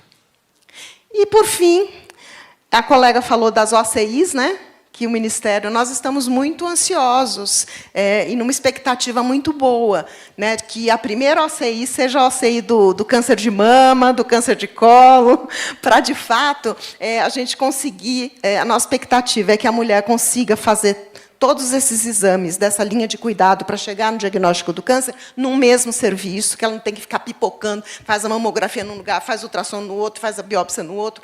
Né, conseguir, de fato, que ela faça no mesmo serviço, para a gente poder agilizar ao máximo esse diagnóstico o mais precocemente possível. Muito obrigada. Muito obrigada, Elaine. Ó, a partir de agora, minha nova hashtag vai ser o dono da fila, certo? Quem é o dono da fila? Então, tá bom. Tiago, você vai falar um pouquinho? Se aquele tema, né, que a gente discutiu ontem no meu SUS não é igual ao seu SUS, é um tema que a gente discute, sei lá, desde 2016, esse aqui a gente conversa desde 2010, assim. E aquele eu ainda acho que a gente foi tendo mais maturidade na discussão. Aqui eu acho que a gente não ganhou maturidade nenhuma. Eu acho que a gente continua tão pobre em soluções como a gente tinha 10 anos atrás. Lembra disso, Pascoal? A gente não evolui em nada. Aqui, a mesma questão de que o gestor estadual não conversa com o gestor municipal é exatamente a mesma coisa, né? Dos sistemas que não se conversam. Eu fiquei até pensando, será que a gente vai ter que mudar a eleição? Em vez de ser presidente com governador, a gente vai ter que fazer governador com prefeito, para a gente cobrar que eles se deem as mãos e assinem um compromisso de que eles vão conversar, né? Porque talvez seja... será que a gente vai ter que chegar nesse nível? Quem dirige aqui quem dirige há mais de 40 anos, não. Quem tem mais de 40 anos e dirige, deve se lembrar que a gente tinha aquele guia 4 rodas para dirigir, né? Que a gente andava no colo, assim, você tentava dirigir quase com o joelho, assim, para conseguir ver aquele guia de 4 rodas. Quando veio o Waze, cara, não foi uma revolução na nossa capacidade de chegar até os lugares? E eu lembro que, na época, eu tive curiosidade de ver qual que era a missão do Waze, né? A missão do Waze é muito legal, assim, e se aplica muito a gente. Era acabar com a frustração de não saber que horas você vai chegar no lugar onde você se propôs a ir. E é justamente isso. A gente coloca ali e vê o horário que a gente vai chegar. E se tem algum problema, o que ele faz? Ele recalcula a rota. Ele é ali uma grande central de regulação ali do nosso trajeto. E ele tem uma interface do programador, ele tem que ter toda a rede viária, ele tem todas as informações ali do que está funcionando, do que não está funcionando, se teve algum problema ali, e ele vai te ajudando a recalcular a rota. E tem a interface amigável, que é o que a gente consegue ver. Né? Que é o que a gente consegue ver. Às vezes eu fico, quando a gente fala em transparência, muito legal assim, ver o que a Carmen trouxe para a gente de informação. Né? Ali não é o que ela trouxe ali não é nenhuma revolução de dados, é simplesmente mostrar os dados que ela tem. Ela está mostrando os dados que ela tem. Ela tem aqueles dados, ela consegue enxergar aqueles dados, ela pôs à disposição um ambiente talvez um pouco amigável, um BI, que não é nada também extraordinário de se fazer. Mas poderia ser uma planilha de Excel. Ela simplesmente compartilhou com a sociedade os dados que ela está enxergando. Né? A Sônia hoje mostrou alguns dados que ela tem ali também, mas eu só enxerguei agora porque ela mostrou. Eu não consigo acessar numa plataforma. Você mesma, né, Lu, falou para mim, nossa, você conhecia esses dados? Né? Você conhecia esses dados? Não, mas está aqui. Ela enxerga, eu não enxergo. Você não enxerga, a gente só está enxergando porque ela mostrou. Né? Mas poderia talvez estar numa plataforma como a Carmen mostrou. E aí eu acho que a gente tem que separar duas coisas em matéria de transparência. Não é difícil dar transparência para a fila de espera. Não é difícil dar transparência para a fila de espera que o gestor sabe. É simplesmente ele compartilhar aquilo que ele sabe. Se ele não sabe, é porque ele também não sabe, talvez porque não esteja na fila. Não é fila, é uma lista de pessoas. Isso também nos diz muita coisa. Né? Se eu tenho uma lista de pessoas. A pessoa não está numa fila. Dar transparência não é um problema técnico. O problema técnico, talvez, é eu conseguir gerenciar todas essas informações com as pactuações necessárias, enxergando também todos os prestadores necessários, os serviços, equipamentos disponíveis. Isso talvez seja difícil. Difícil é eu conseguir, talvez, fazer uma gestão que eu consiga ter uma fila bem administrada, que é o que a Carmen também apresentou ali. Olha, eu não vou conseguir 100%, eu estou mostrando aqui que tem alguns que estão 53%, e o pessoal vem ali e me pressiona para eu fazer. E aí, o que eu faço? Eu ligo para o cara e falo, assim, ela consegue gerenciar a partir disso. A gente tem que separar o que é dar transparência e ter um sistema perfeito. Um sistema perfeito de 100%, sem fila, não vai existir, né? Como a Elaine falou, sempre vai existir fila. Eu acho que o que a gente talvez tenha que... Às vezes eu sinto que os gestores estão esperando ter algum sistema quase que perfeito para poderem dar transparência para as filas de espera. E eu acho que, assim, vai ser difícil? Vai ser criticado? Vai. Tem uma antropóloga que ela fala assim, transparência, ela é libertadora, mas antes vai te deixar puto, assim, né? Porque você vai enxergar coisas que você não gostaria, ou as pessoas vão enxergar coisas que você não gostaria que elas enxergassem, porque elas vão te criticar, porque é uma catástrofe. É uma catástrofe. Só que é a verdade. E a verdade é a verdade, assim, é simplesmente a verdade, né? Eu acho que se a gente conseguisse evoluir nesse aspecto, de dar transparência para a fila de espera, independentemente da catástrofe que a gente vai deixar ali, acho que todos os gestores vão ter oportunidade de realmente se enxergar ali, né? A sociedade vai ter condições de enxergar e cobrar a coisa certa e não ficar cobrando aleatoriamente, sem saber direito o que cobrar. Os prestadores vão poder se comparar. Acho que vai trazer uma capacidade analítica muito maior. Para finalizar, porque tem muita coisa aqui para falar, mas é um tema assim, tem muito reflexo aqui, muitas questões de segunda ordem.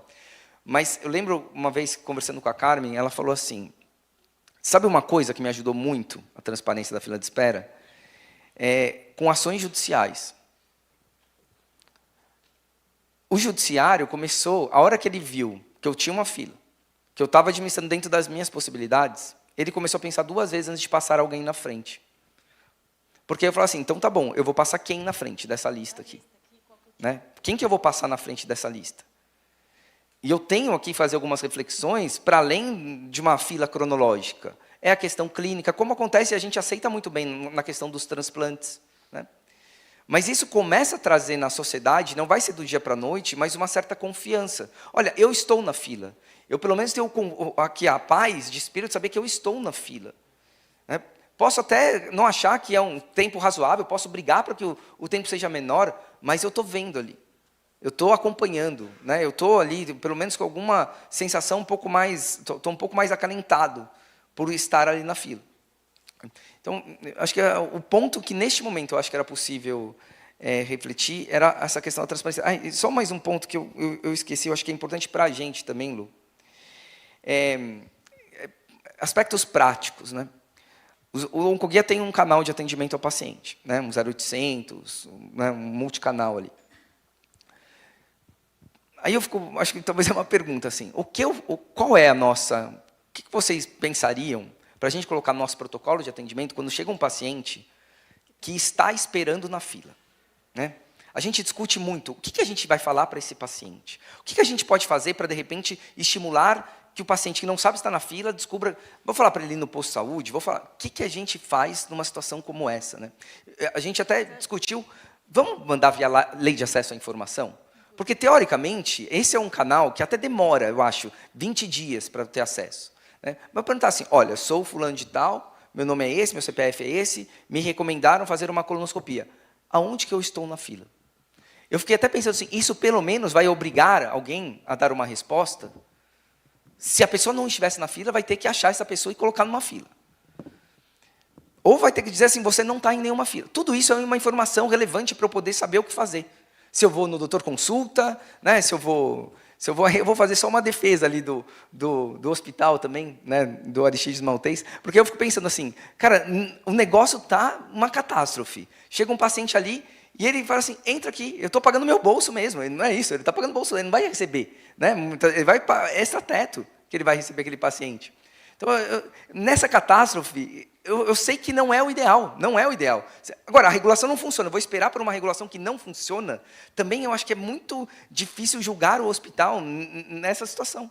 Porque, né, ali, o que ele vai fazer? É difícil. O ideal seria realmente a regulação funcionar, e jamais ninguém passar na frente. Né? A transparência também vai ajudar a evitar fraudes. Pessoas que passam, porque passam, ainda passam na frente. Né? Tem pessoas que têm contatos e ainda passam na frente. Diversas matérias, né, no jornal, eu tenho umas 15 assim, para passar, depois se vocês quiserem. Assim. Isso não pode acontecer. Centrais de regulação clandestinas, assim, os caras falam na matéria, assim, escancaradamente. Isso também não pode acontecer. Transparência vai ajudar nisso. Né? Então, enfim, acho que dar transparência seria o primeiro passo para a gente conseguir caminhar para uma regulação um pouco mais eficiente.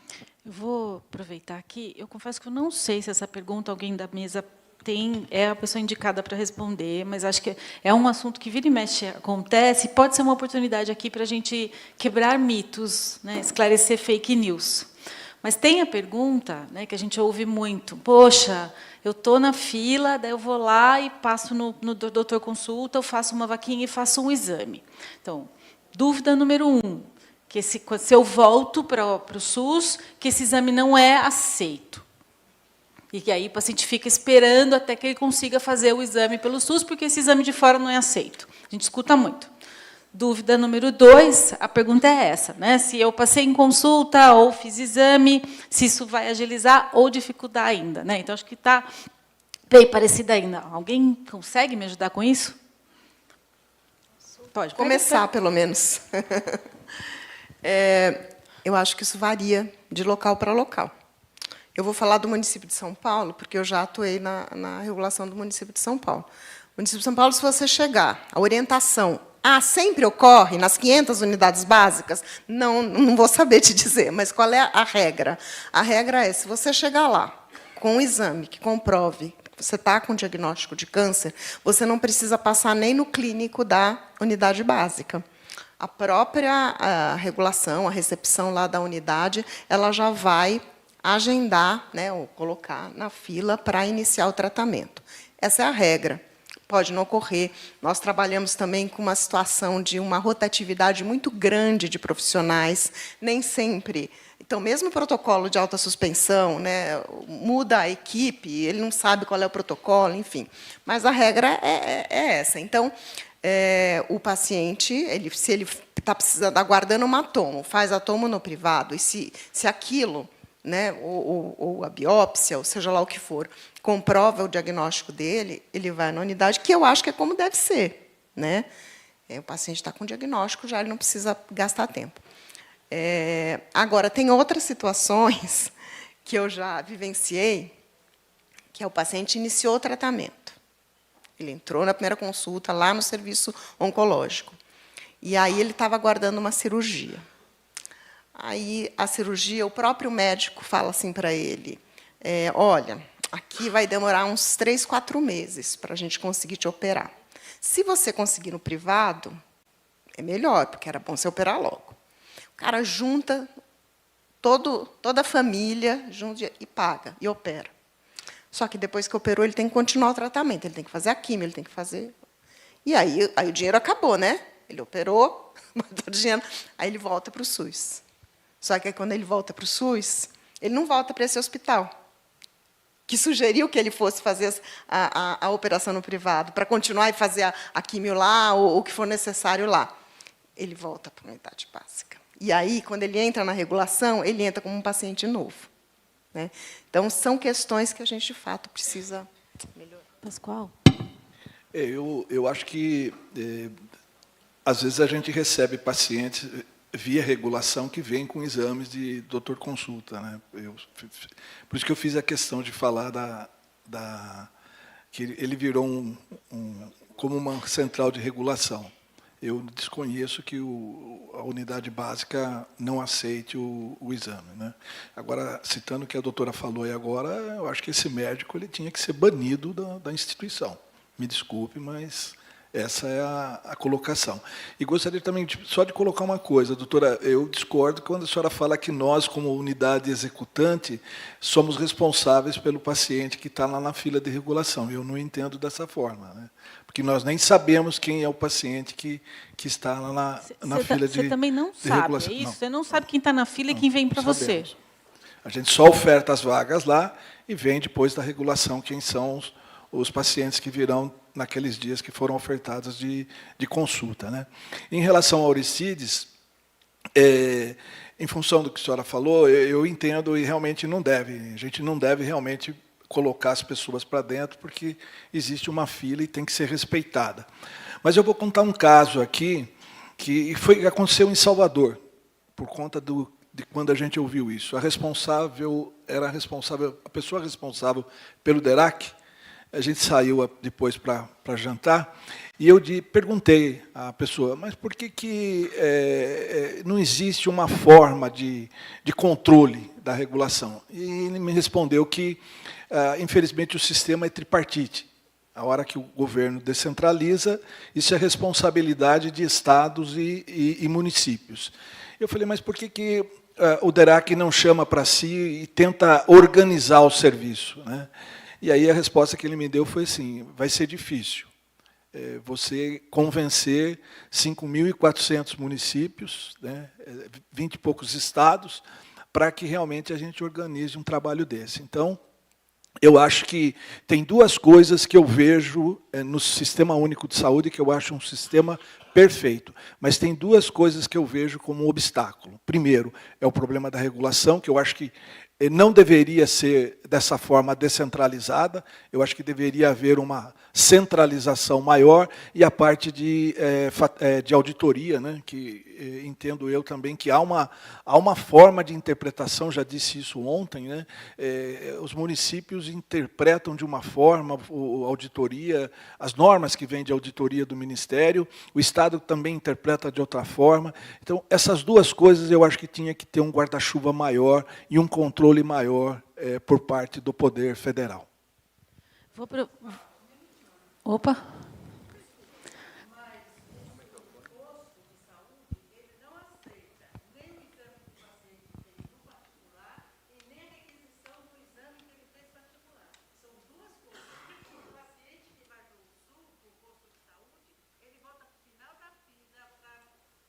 Para fazer de novo o exame, né?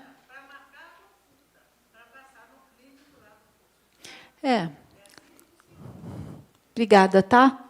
A gente sabe disso, a gente também acompanha, e é o que você falou, né, Elaine? Tem lugar que aceita, tem lugar que não aceita. Eu vou aproveitar, então, a mesa só para a gente encerrar, e vou tentar que a gente saia daqui com alguma coisa propositiva. Né, Tiago, a gente tem muita dificuldade de dar o próximo passo com esse assunto, a gente tem a lei do Waze que a gente monitora faz um tempão, é conquista no Estado de São Paulo, para cada um de vocês. Se fosse para dar o próximo passo aqui, o que vocês escolheriam de coisa prioritária? Uma coisa, para a gente tentar começar a melhorar essa questão das filas. Posso? Pode. Eu queria só colocar que, assim, quando a gente fala da regulação, né, falando da oncologia, né, eu tenho um prestador que me oferta, né, vaga lá no sistema, no Ciresp, só que ele me oferta um percentual dessas vagas, ele não me oferta a totalidade dessas vagas, né? Então, muitos serviços são hospitais gerais e têm seus ambulatórios próprios. Então, o paciente que acaba sendo diagnosticado dentro do serviço, né, ele acaba entrando para o serviço, né, e, de certa forma, burlando uma fila que já existe e que está aguardando vaga, né? Então, isso é uma questão bem difícil, né? A gente tem trabalhado com isso. Então, você fazer com que o prestador, né, que tem o seu ambulatório e que utiliza uma parte dessas vagas, né, para os seus pacientes, em detrimento, né, da fila existente, acaba, né, onerando o próprio paciente, né, de uma forma injusta, que está lá aguardando uma vaga porque passou num serviço que não era um serviço oncológico, né? Então, por exemplo, citar um exemplo do ICESP, isso é bem claro para a gente, né? Um percentual, eu tenho 600 vagas mês do ICESP, 280 são para o HC, que é um grande ambulatório. O resto vem para mim, né? Então, assim, é uma questão bem difícil de trabalhar e que a gente, né, conversa com o pessoal da regulação e que eu acho que ainda terá que ser resolvida. Eu acho que, assim, a curto prazo, né, o que a gente colocou da instituição das OCIs, que é para acelerar, né, facilitar e diminuir essa peregrinação do paciente. Mas eu acho que, mais do que isso, é o que foi falado na mesa também. Você precisa realmente qualificar esse olhar da fila. Entendeu? Então, eu acho que um caminho para isso, assim, mais concreto, é justamente os protocolos de autossuspeição. Porque você já qualifica no ato da consulta, no ato da atenção básica, quando o médico recebe esse paciente, se de fato, se ele vai lá e criar um alerta, olha, suspeita de câncer, ele não está indo fazer uma endoscopia porque ele está com gastrite. Você já sabe que ele... Sim, mas isso a gente tem trabalhado nesse protocolo nacional. Eu acho que isso é uma forma também, Pascoal, de orientar nacionalmente, porque, de fato, o sistema é tripartite, isso está na Constituição, e isso não tem perspectiva de modificação. Então, o que a gente faz, qual é o papel, por exemplo, do gestor federal? É levar diretrizes, eu acho que para nortear e apoiar, né? Estar perto do Estado e do município. A gente tem traçado esse diálogo mais próximo, está mais próximo, assim, para apoiar. Como eu falei, na audiência que nós falamos, olha, você está precisando de um apoio ali, homem a homem, entendeu? Então, vamos lá, se você quiser, a gente está à disposição. Então, acho que são vários caminhos, mas, de concreto, acho que são essas duas opções atualmente. Pascoal?